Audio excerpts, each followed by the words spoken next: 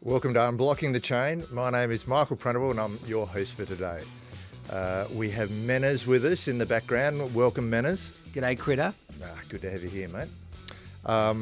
Because we like to change it up on Unblocking the Chain and keep the listeners on their toes, we're resting Drew on the bench today.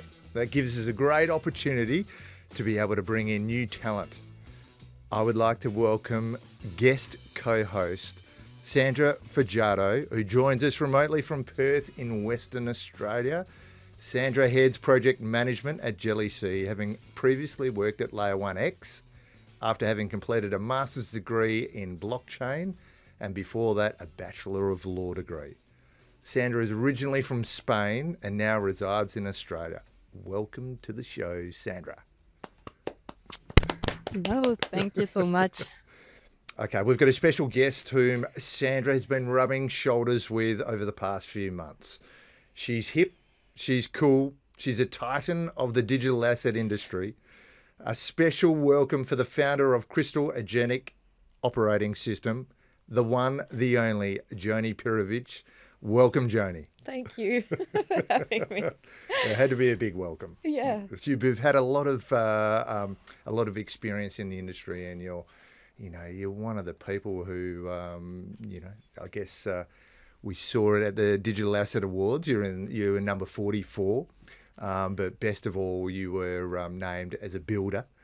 Special. Yeah, absolutely. Loved it. Oh, it's good. It's all good. Although the list is still very controversial. It was very controversial, and Ash Cooper, rest his late soul, he is still not happy that he has never been included in the top 50, but he did get a posthumous award, so here's a shout out to Ash. He's a champion, and also I think your speech that night just captured the hearts and souls of everybody, and it was in Ash's memory, and I think anybody who didn't make the list is now more motivated to do all the things that Ash did to get on the list. I know it's a bit of a laugh, but it's also everyone in the industry is very competitive. They want to be on that list. Mm-hmm. So, anyone that slips a brown paper bag to Steve and Rochelle to get on the list, aka M. Printable, you've got to watch out for them. But Sandra, can you please give a more thorough introduction for Joni, and then we can get into the questions. Yeah, of course, my pleasure. So, Joni is a highly respected professional in law, specializing in blockchain technology and digital assets. With a robust background in tax and law, Joni has established herself as a leading voice in the legal community. Her notable contributions include delivering a tax proposal at the OECD Global Blockchain Policy Forum in Paris and drafting submissions for the Treasury's 2019 review into initial coin offering and the Australian Senate inquiry's investigation into digital asset policy. Very impressive. In fact, I'm bedazzled by your introduction there, Sandra. That was amazing. But we know that Joni's not just a doctor, but she's also a chartered accountant. So that's impressive with a capital I. Well, my mum likes to say double boring, actually. I don't know. That's pretty impressive. There's not too many people. Hard. There's not the two of you have got just about anyone in the industry covered in terms of how well qualified you are. So I feel very honoured to be here. Yeah, happy to be here. I need to go out and get something extra. Manners, I need something on the CV extra. You've got enough. You're fine. No, good. So let's get into the questions. Okay, so Joni, let's get relaxed by starting with some word association. Yeah, so rub those shoulders, give those shoulders a bit of a twist. I'll say one word, and you can give me a one-word response. Oh, whatever comes to mind first. I'm ready. On your marks. Get set, go. When? Token. Bitcoin. Hedge. Pump. Fun. Denim. Me. OG. Ooh. Satoshi. Good. DeFi. DeFi. Fun. Donald. Changemaker. Oof. 44. lucky Not number good 40. enough. A lucky number 44. That was good. I thought for Donald you might give us Donald Pump. You might combine the word earlier. Yeah, Let's re-record. Let's take that one again. No, it's good. I thought I'd throw in denim there because every time, I see you a lot with the denim jacket on and the denim jeans, and that's why you're so hip and cool. Is sort of setting the trend for the crypto market. Yeah, well, you've got to represent the crypto punk. Yeah. It's not all about the elegant gloss on top. Exactly. So it runs deep. Well done. That was just a way to loosen up. Yeah, it's like, hitting your first ball for 4 there. So well done. The prelims? Yeah, Done. exactly. Okay, so it's clear that you've got an outstanding CV. You're an outstanding talent. But give us a quick rundown on your early career in tax and then law. Then tell us how it merged with crypto. So we've got a lot to cover today. So I'll be quick. Yeah. So just trained as an international tax lawyer at PwC. Yep. And that really stemmed from parents not understanding the tax law is very complex, and they worked so hard they never felt like they got ahead. So I thought I have to work in tax to understand what the big guys are doing that makes them get ahead, and then make it easier for everybody else that's working hard. So I didn't want to go straight to government. I wanted to learn what was practically going on, and that was my stint at PwC. And once I felt like I'd got a grasp on that, then actually I was introduced to blockchain technology around 2013, 2014. And OG. It just started. You should have said me when I said OG. No, the OGs are 2008, 2009. I can't claim that. That's still pretty good. Yeah, so I just I heard about the technology that it could, actually it was an article out of China, that they were going to use the technology to collect the taxes and spend it transparently. And it just sounded like, that's the technology I need to know. Yeah. And there was not a lot of information on the internet at that time, so I had to go to hackathons and meetups and talk to people and learn. Yeah.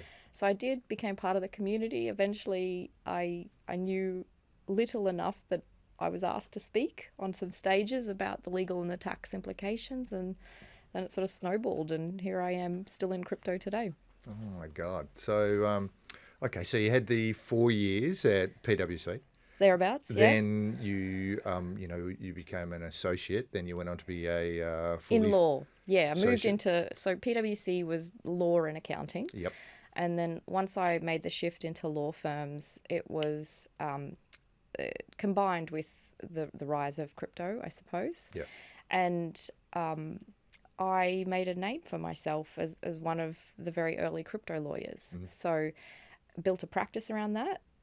As an employee. Yeah. And then after I had done that for 2 law firms, I thought I can just do it in my own firm. Yeah. So that was the birth of Bedazzle. But you lectured as well. Yeah. Or you mentored is on your... Yeah, so RMIT, they had the Blockchain Innovation Hub with Jason Potts, Ellie Rennie, actual OGs in the thinking space with economics and new economics.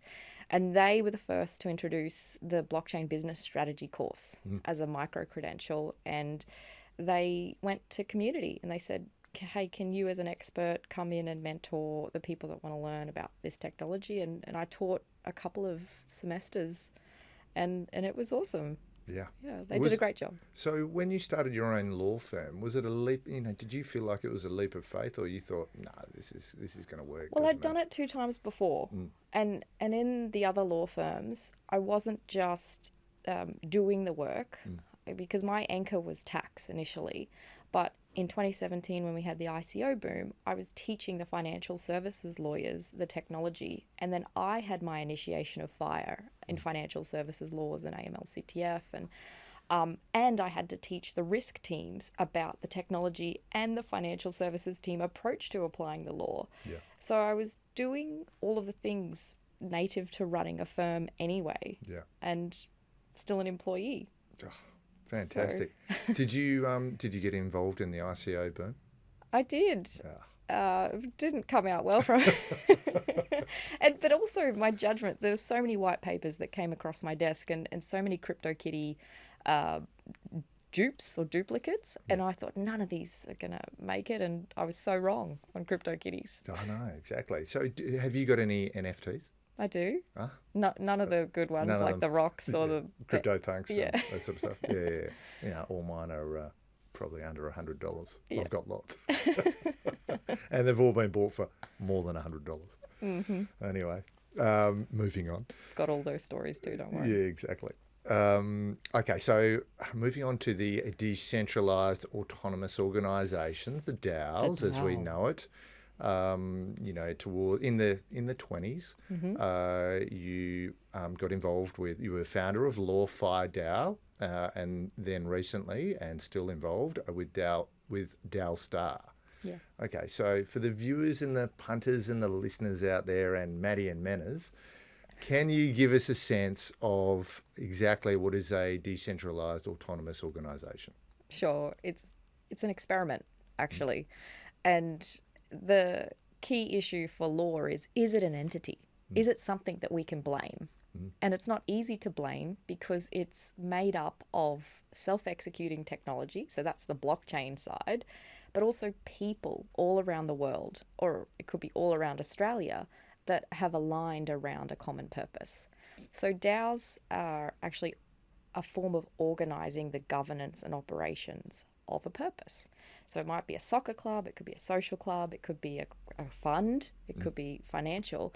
There's no rules around what type of business or activities can be organized by a DAO, but the common ingredients are you've got technology that automates the governance and the operations, and that aligns the humans and the people around that purpose. So because we've had laws based on a person and blaming a person or an entity, DAOs just haven't fit well, and that's where DAO Star comes in as the global standards body for DAOs to try to make this spiky, weird concept of online communities more understandable. Okay, so I guess, you know, the first question that would come to mind if I was, you know, new to the industry, why would I start a DAO rather than doing a company? Well, you wouldn't. It's really hard. Yeah, at the moment. At the moment, yes. And there was a time when it was very easy to launch a DAO. Yep. It sort of came off the back of the ICO boom when we got into sort of the 2020, 2021 period. That was sort of the DAO boom. Yeah. Because we had protocols like Balancer that were launch pads. You could easily get a governance token into the market without having to go through the barriers of a centralized exchange listing the token. And you would find your place in the online venues like the Discord servers or Facebook groups even. Yeah. And the having the governance token was your ticket to the online server to really participate in the chat rooms and the projects that the DAO would invest in. Yeah. So it allows users to get involved, to be remunerated as well. And as opposed to, you know, company, you have your shareholders that are getting dividends. It's not just the equity holders, it's the people who are, for instance, using what would be the equivalent of the company, but using the DAO's technology. It blurred. It blurred all of those delineated structures that man has built up over the last century. You know, it took away the clarity that we have from employment agreements and shareholders agreements. And what it rewarded was finding the online communities that you connect with and being rewarded for your contributions. And that was often, you know, the more you used and the more you engaged in the community or the protocol, you would get rewarded with tokens. Yeah. And that all came to a crashing halt, essentially, as we got more legal issues with, when something goes wrong, who do we blame? Yes. Yeah. Okay. So because we didn't have the company as the liability blocker. Yes. Which is what gives protection to employees that contribute to the company's goal. Yeah. I mean, there's definitely a sense of, you know, the DAOs give the little guy the opportunity to, you know, to really get a leg up.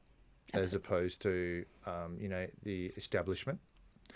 You know, within a company, the people who've got the most money are the investors. You know, they're generally the investors that come in, and they're the ones that, you know, have the lion's share of the business, as opposed to the users that can be anyone from around the world, and they become a big part of the puzzle the more that they use. Exactly. So it is I guess it's a fair system, but they're probably in terms of development, as you know, it needs further clarity. Well, and the traditional adage with centralized based startups is better, faster, cheaper. But when you're doing a Web3 based startup, it's better, faster, fairer, Yes. cheaper. Yeah.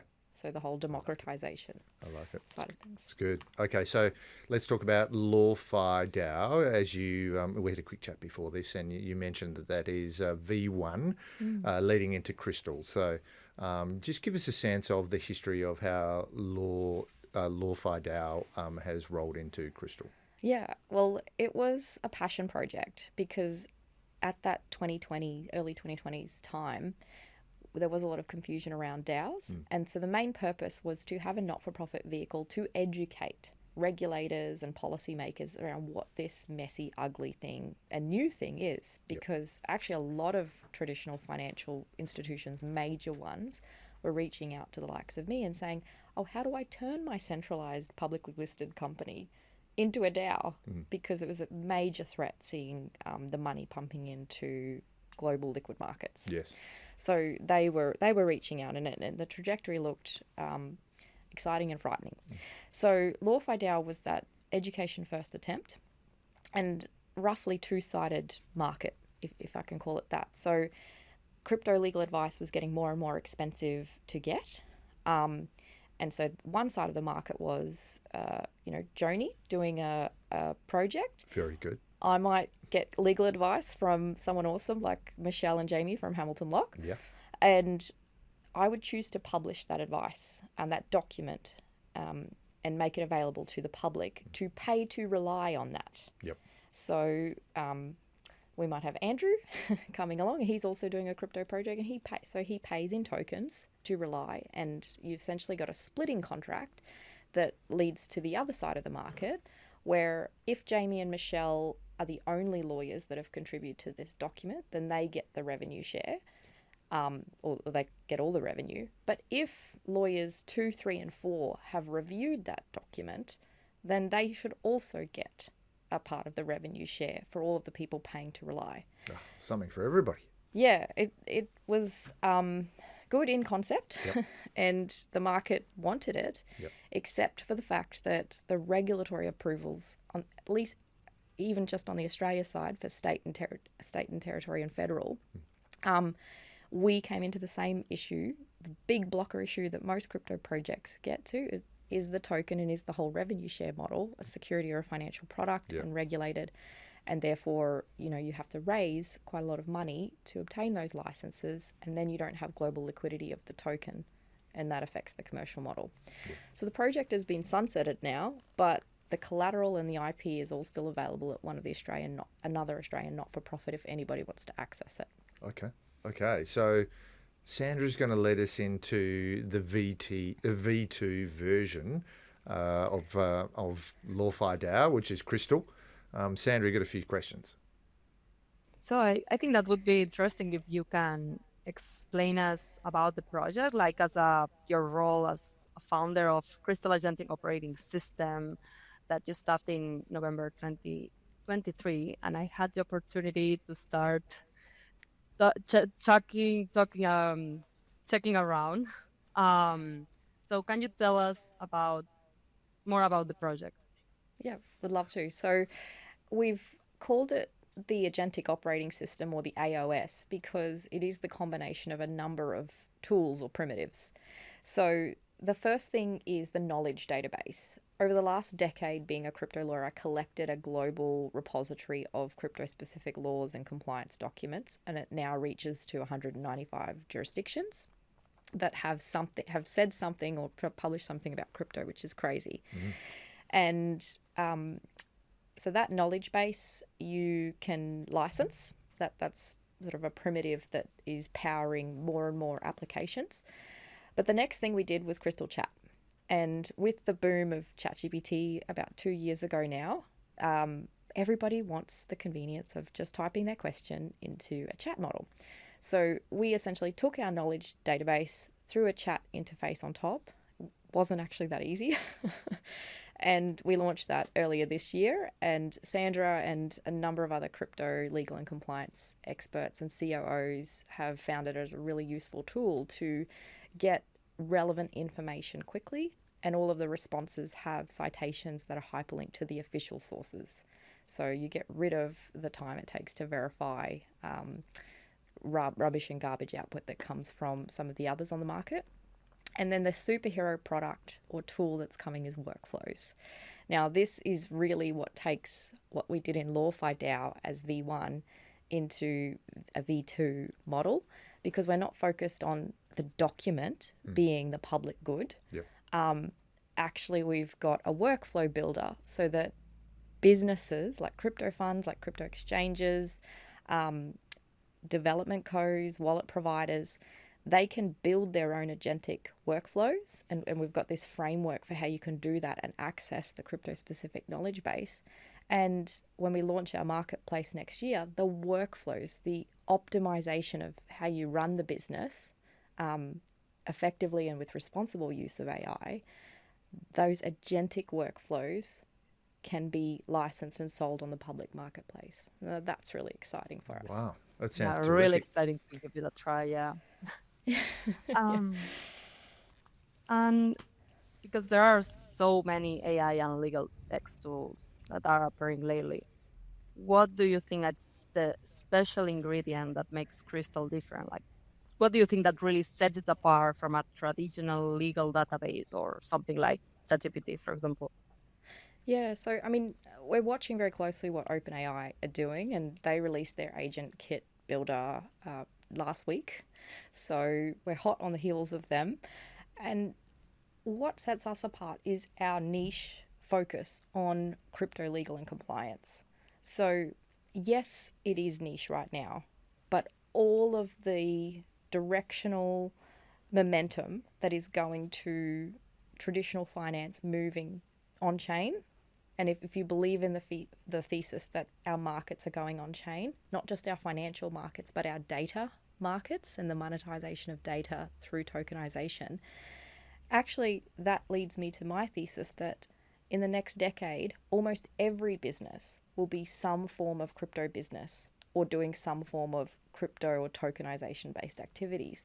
So I'm serving a very niche sector right now, the traditional crypto businesses, but actually we're setting the system up for the next decade of growth as we get non-traditional crypto or non-crypto businesses into crypto and tokenization. That's, sorry, Sandra, to interrupt, but that could be the greatest thing that I've ever heard.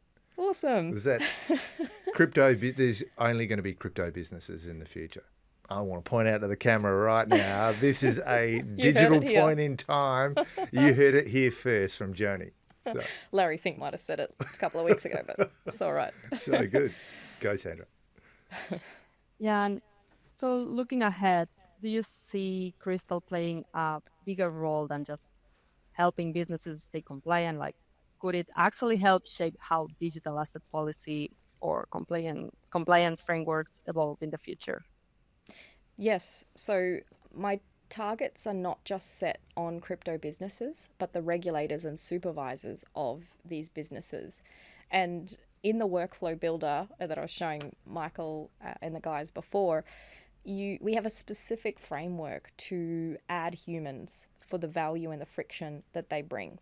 And that's not necessarily just the humans in the business, but it's the humans in the regulator or the supervisory authority, as well as the human experts that are still employed by the law firms. So that special source of valuing the human and the governance that they need to provide in the loop or alongside the loop, that AI governance framework, in addition to our crypto knowledge, is something that I think I'm first in the world to do for off-chain compliance associated with everything that's happening on-chain. I have a question. So given Crystal is comparing each jurisdiction, do you think that the laws in those jurisdictions will become more interoperable as a result of Crystal and AI? Well, my assumption is that they won't.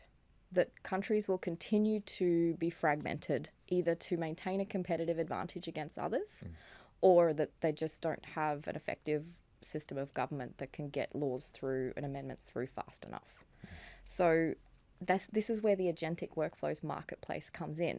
So if one business has invested in all of the workflows for Singapore and Australia and Canada, actually making those saleable or licensable through the marketplace lifts the standard. So the rising tide lifts all boats. Yeah. So I think we will continue to have fragmentation and complexity. No red tape reduction process has been effective yet in reducing the number of pages or number of words. In fact, it's still increasing. So that will hold is my assumption. But what can change is our ability to tie all of the effort in from people who can build agentic workflows to run these businesses and make them saleable. It's for the private sector to solve because government is not solving its lawmaking processes. Yep. Okay, is there anything else that you want to tell us, or the viewers and the listeners out there, about Crystal? Is there any other points that we've missed? Oh, well, if you're not signed up on the special access list... Don't worry, Jelly C's there. If we're front and centre, we want to be using it left, front and centre. Well, Special Access Week is next week, which is the last week of October. Okay. And so if you haven't already reached out on LinkedIn or Twitter, please do, so that you can have your 1 week of special free access to our workflow builder. And we're working through how we'll onboard everybody after that. Absolutely. No brainer.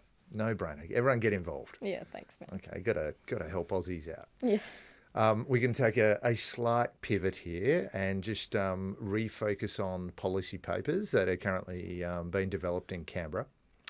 So they've been done as a broader effort to modernise Australia's digital asset framework. Key areas under review include the distinction between financial and non-financial products, such as AUDM and Bitcoin, the licensing of digital asset platforms, tokenised custody services, and regulatory standards for stablecoin issuers. These reforms aim to align the Corporations Act and introduce a clearer oversight through the Australian Financial Services or the AFSL regime.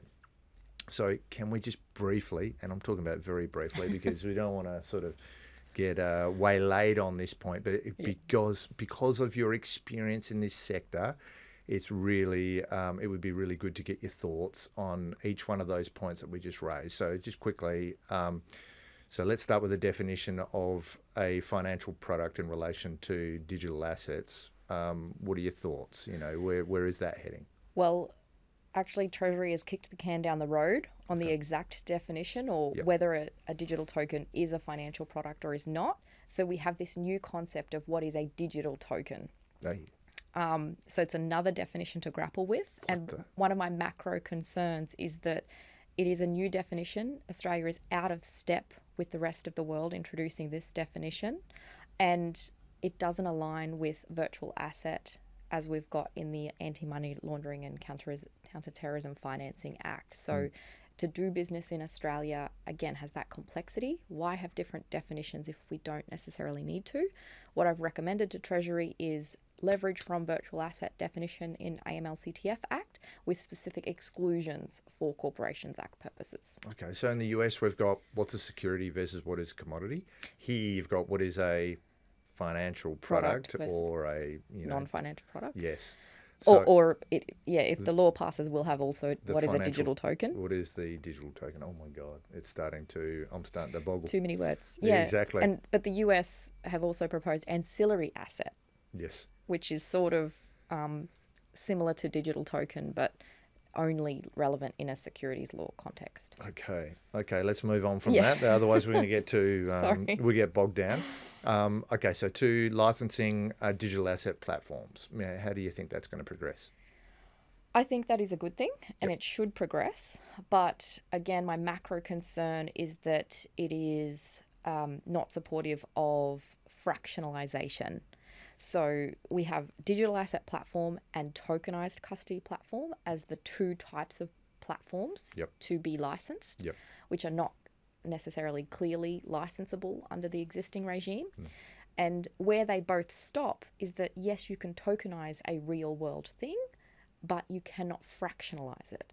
And it's that next leg of being able to fractionalize that if we do see markets move on chain, we cannot have still a person having one token to one CBA share. We will have to break it down into its parts to optimize. Okay, so you're talking, an example might be our good friends at OKX, take a BHP share and they tokenize that BHP share instead of trading to 2 decimal places. Let's call it, I don't even know where BHP is at the moment. Let's say 35.12. We're talking about having 35.12, 5, 6, 7, 8 type thing. Yep. Okay, so. And trading in the 0.002. Yes. Okay. Well, that's a lot to get your head around as well. But for on-chain asset managers, so automating this process of buying and selling at high frequency multiple times a day, that is unlocked through fractionalization, and the draft law doesn't get to fractionalization yet. Yes. Okay. And if you even start to think about the bots and the agents getting involved, then you take it a step further. Okay, so let's move on from that. We're skipping over the tokenized custody services because we just mentioned it there. Stablecoin regulations. What are your thoughts? Okay, clearly you are one of the very successful lawyers in Australia that has managed to take an application to ASIC and have the non-cash payment facility approved by ASIC for instance, a stablecoin. And that is AUDM with Katina Digital. Congratulations. Yeah, we're very happy with those guys. Drew, even though Drew's on the bench, he'd be doing a clap at the moment. Drew, Delia and Rob, all of them. Yeah, that's right, exactly. And we don't want to forget Delia because she's such a huge part of what happened. Pivotal. Yeah, exactly. Okay, so give us... Who's Delia? The GC. Manners, don't say that. She's like famous in the crypto world. I'm just saying for the listeners. Delia Barrage. Thank you. Yeah. Okay, so tell us how that's going to... So the stablecoin legislation. Well, for all the success of getting an AFSL under the non-cash payment facility authorization, there's a draft law that's getting rid of non-cash payment facilities. That's what's part of this stablecoin package. Yep. And the proposal is to regulate fiat-pegged stablecoins as stored value facilities. Yep. And this has been in the works for many years now, and it's not just related to stablecoins. Yep.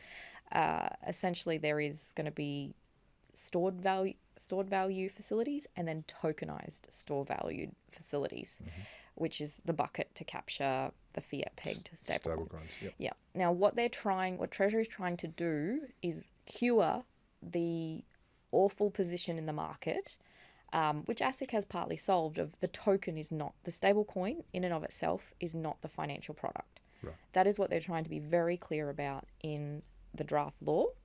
But ASIC has effectively achieved that with the relief instrument that it has handed down in the last few weeks, off the back of Katina getting their license. Yes. Because it's one thing for them to mint and redeem stablecoins, but all of the other exchanges that wanted to list the non-cash payment facility, the financial product, they would have needed a markets license to do that. And so now they don't because of this relief instrument. Yep. Draft law makes all of that simpler and regulates the stablecoin issuer, not the stablecoin. But we do still have to look at the particular market harms that happen when a stablecoin loses its peg, that can be localized to a centralized exchange if they don't have the controls, or that can occur with on-chain market manipulation. Yep. Jelly C, very, very happy with the relief, because that allows us to go out there and price mate on AUDM. So absolutely. We've just set up a new desk, and actually we have Matty Blackwell in the background here twiddling his thumbs, listening in, and he's going to be pushing that forward. So we're very excited. Okay, so... New era of digital finance, lots of opportunities to go. There's so many opportunities. Okay, Joni, let me just quickly go to a light-hearted one. You got 11,000 followers. How the hell, on LinkedIn, how the hell do you do it? I mean, give us a secret. What's the secret sauce? Do you know, Hang on, are they all paid for? No, none are paid for. Oh my God, you're amazing. But, I look at sort of one of the crypto lawyers in the US. She has 30,000 followers. Oh my God. So I don't feel like I'm doing well enough at all. Yeah, but hang on, they've got how many times more population? I think 11 is a lot more, relatively speaking. Yeah. Thank you. Well, it's I think it's due to one photo. When you have your viral moments. Steve Vallis did an event, probably 2019, 2020. The great man. Yeah, and I had a photo that looked like I was the Prime Minister of Australia. Yeah. And that went viral. Julia Gillard? Similar. But I think, for all of the intelligent posts that I try to do, they do well because I've got a large follower base. But actually the thing that grew it was a photo, I think. Oh, how good's that? Yeah, just take a good photo. You've gone viral. We can only help. We can only hope, Menace. We can only hope that we go viral with Unblocking the Chain like Joni has. Yeah, bad news. I think a photo of you won't go as well as Joni's. Oh, come on, Menace. What are you talking about? Jeez, give me pink hair or something. We can figure it out. Yeah, exactly. Joni, I need a little tip or two. Okay, so I've got a little bit of a controversial question to ask here. And as part of my research into everything that all the magnificent things that you've done, you've recently gone on a podcast.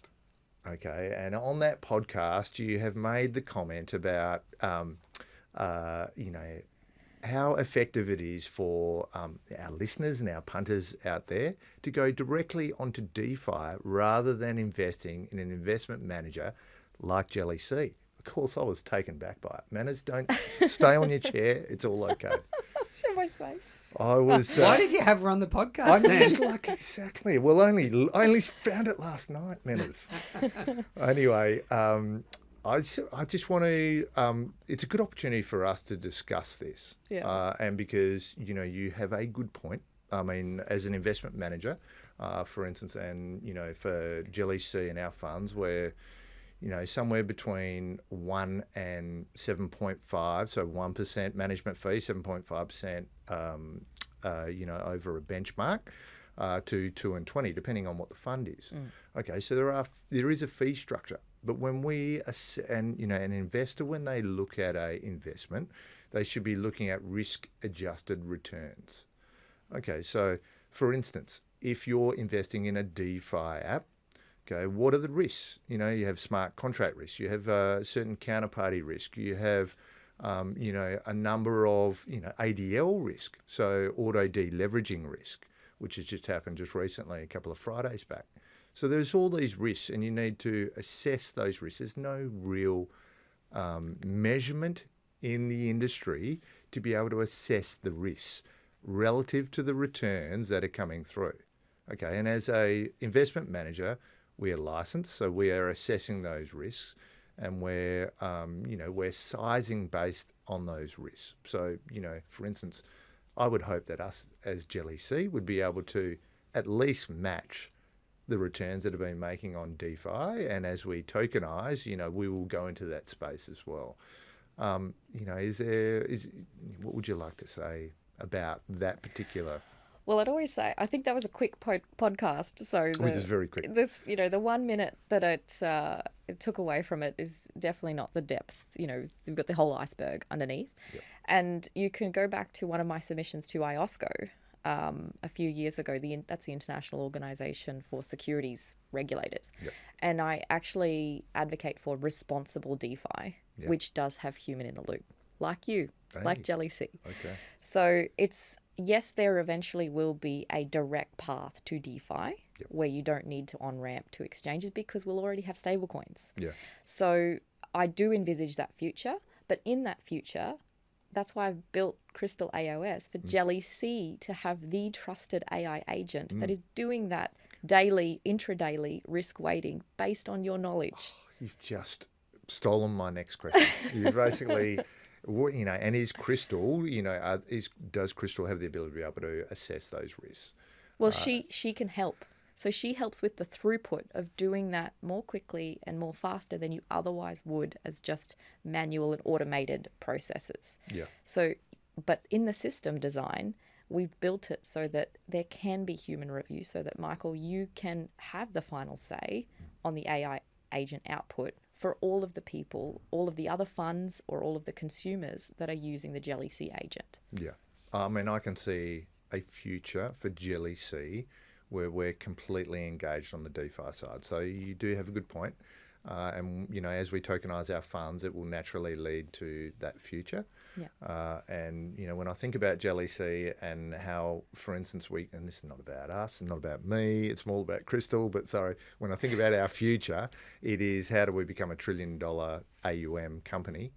And it is through DeFi. So we absolutely need to have Crystal, and we need to be engaging with Crystal to make sure that, you know, we assess the risks. And that investors, when they invest in our products, they have a clear measurement of how to assess risk. Absolutely. But I still think the human is important. They Yes. still want to talk to Michael at the end of the day if they're stressed. And still needs to be a licensed and regulated setup. Absolutely. Yeah. Sandra, you've got a question? Yeah. So from everything that we said, like, I would like to know your opinion on what do you think it's going to change the face of crypto in Australia?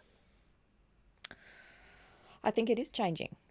I think just in seeing the 2 draft bills come out of Treasury this side of the year, and with the momentum of payments modernisation generally, Australia is trying to ready itself for the next era, the next decade of digital finance. So this is our chance, and all of the business builders in this room, to make that opportunity real for the mums and dads in Australia. I think we can do it.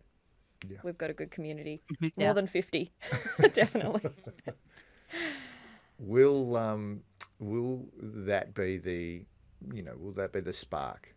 So regulation, legislation, will that be the spark that sort of sets us up? And will we differ from the rest of the world because we're doing it in a regulated and a measured way? Well, I think it's the thing that needs to be unblocked, to use the name of the I like it. podcast. Yeah. Because actually the hardest thing is finding product market fit and the distribution channels that you will find your fit the quickest, Yeah. you know, to make a project viable. Yeah. But projects, amazing, incredible, innovative projects, have not been able to even get to that product market fit stage where the hard work really starts, because they're blocked by this regulatory challenge. Yeah. So we unblock that, we actually get more through the pipeline, more innovation, more creativity, and more impact for consumers and Australia. Yeah. I mean, the landscape here,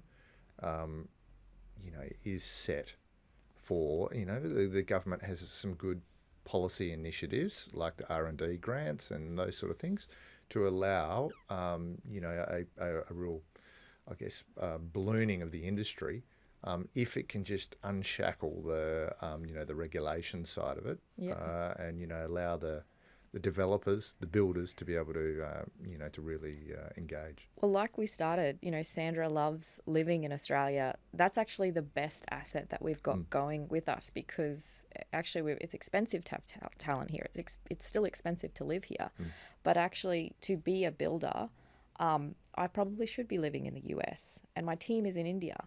But I love living in Australia and being around the types of other builders in Australia that are bringing us forward. So, yes, we've got actually a lot of work to do on entrepreneur incentives, uplifting the R&D regime, but the pillars of what is blocking crypto innovation right now, we now have motion to unblock that. Yeah, I like it. Okay, so this is not financial advice, but Joni, do you own any meme coins?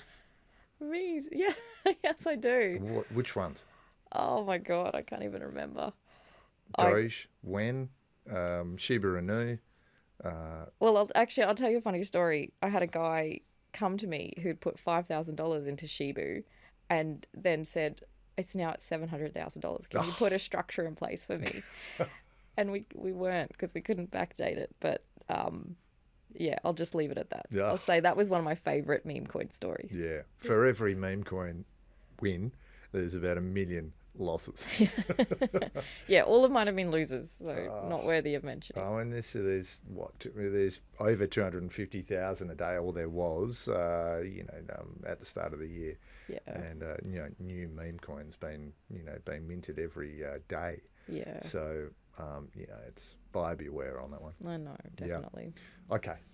Mena's given us the hurry up. Last question, Joni. What does success look like in 5 years' time for yourself? Oh, I think balance. I'm working almost 24 hours a day, and I'd love to get Crystal to the stage where I have lots more people involved. Yep. And so that I can spend more time with my little kids and my husband. Magnificent. So that's what we've got. Sandra is here nodding her head. I can see her. Yeah. She's looking forward to getting involved. Maddie in the background. Menas, can we get you involved somehow? Absolutely. Yeah, the right answer. Thank you. It's really great to have people like you to learn, and being part of this evolution here in Australia. I think that, it's great to having people like you, where like people like me that we just started in the regulatory from Australia, to be able to know more, and continue your path and, support to build that in Australia. Sandra's been humble. She's a weapon.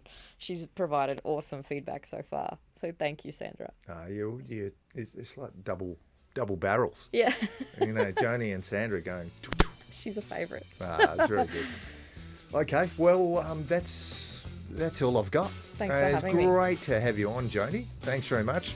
Sandra, you were magnificent as the co-host. You stole the show. Yep. And Menas, as always, although I wasn't quiet. You weren't quiet today. I love it. Menas, more of that. Anyway, thanks to our listeners and our viewers out there. We're nothing without you. Give us a like if you can. Thanks.